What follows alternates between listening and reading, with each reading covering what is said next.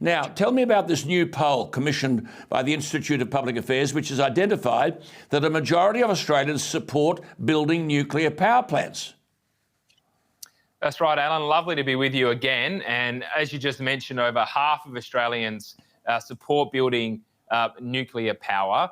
And what was so interesting about this survey is how widespread the support is across the community. For example, some 70% of coalition supporters want nuclear power, over half of Labor voters, and get this, even 4 in 10 Greens voters want to have nuclear power, which is more than who oppose having nuclear power. Now, of course, this comes amid Australia's energy crisis. This is the worst energy crisis we've had in 40 or 50 years, which is entirely caused by bad public policy at the state and federal level by both Labor and coalition governments. What we're seeing in terms of shortages and price hikes, this is what happens under a policy of net zero emissions by 2050, which is pushing coal off the grid.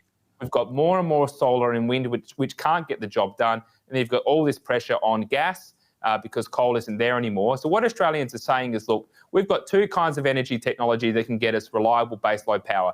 Coal, which governments are making unreliable, unaffordable, and nuclear, which governments have banned. So we need to get nuclear on, or at least have a look at it, and we need to get coal on there. Yes, I just made that point about coal. I mean, how could it be viable when the bias exists towards renewables to the tune of, $30 billion in subsidies between now and 2030? Just for the benefit of our viewers, and repeating this again, Section 14A of the Environment Protection and Diversity, or Biodiversity Conservation Act of 1999 says that the Minister for the Environment is prohibited from, quote, approving an action consisting of or involving the construction or operation of a nuclear power plant.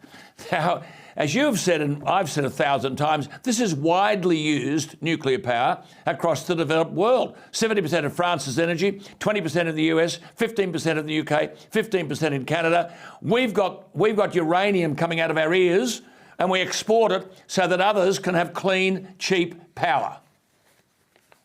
You're 100% right, Alan. We have about 1/3 of the world's known uranium deposits, and we have about 2,000 years worth of coal. Yeah, we export 80% of our coal. We export all of the uranium that we have. We don't use any here at home. So we're happy to ship it overseas for other countries to use, but apparently it's not good enough for Australians to use at home. So you're right about the ban on nuclear power. But as you say, there's also this bias against coal. We've got the most recent policy of net zero emissions, but don't forget the reams and reams of regulation and red tape, whether you want to explore for coal, whether you want to dig up coal, whether you want to set up a new coal-fire power station. And the key point is simply this: if we don't have reliable baseload power from coal, we're going to lose our manufacturing sector.